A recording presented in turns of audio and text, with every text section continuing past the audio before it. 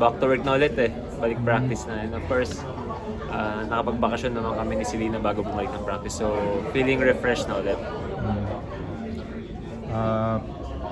Siyempre yung sabi mo refresh ka. So coming to the season na part ka ng gold medal team sa Asian Games.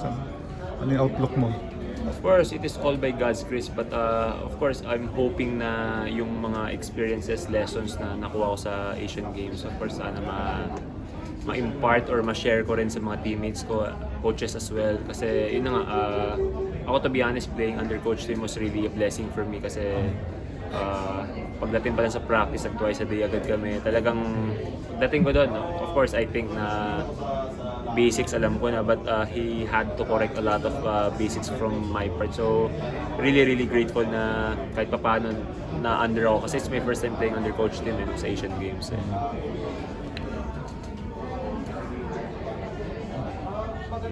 Siyempre, nag-gold kayo pero yung nga nangyari kay Brownlee. Was there a thought na para bawi sa inyo yung gold?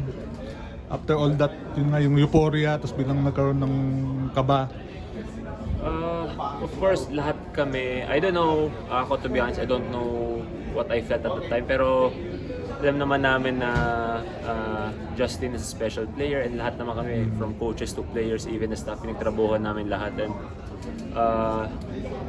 yes, it was prohibited, but I do believe na talagang the one that Justin took is probably it's not an enhancing so it's just so happens na, of course, I don't know what the sanctions will be, pero kami alam namin na talagang pinagtrabaho namin yung gold medal.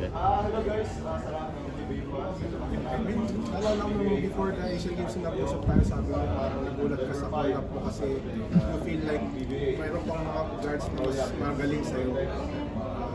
Pero I think you've proven na you're still one of the top guys with your performance sa Asian Games, lalo na ng China game na pero sa puso yung basket na kinito. Ano masabi mo dun sa impact na ginawa mo sa Asian Games? Despite of your sentiments about it.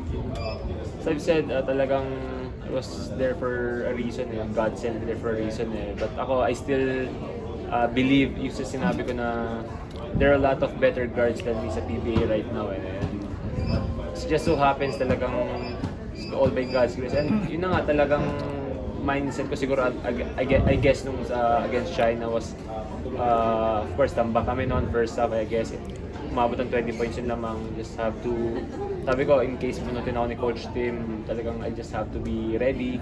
And of course, at the same time, grateful ako kay Coach Ellie at kay Coach Richard kasi narinig ko sa interview ni Coach Tim na silang dalawa yung nagpupush daw na parang gamitin ako at that time. Tapos kayo din yung awarding ceremonies kasi nakita yung reaction mo dati ka na gold, parang tinitingnan mo yung gold tapos parang tumitingin ka sa taas.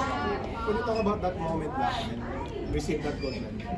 Actually, since the China game, going to the Jordan game, it was really a mix of emotions. Talagang kahit na yung mga teammates ko, talagang there are so much stories to tell. Of course, I can sit here all day, kwento ko lahat ng stories. But of course, yung talking about what I felt at that time, talagang is just thanking the Lord, praising the Lord for that blessing. Kasi yun na nga, 61 years bago dito tayo naka-gold sa Asian Games. Just really sense of gratefulness lang para sa Panginoon. Yun lang talaga.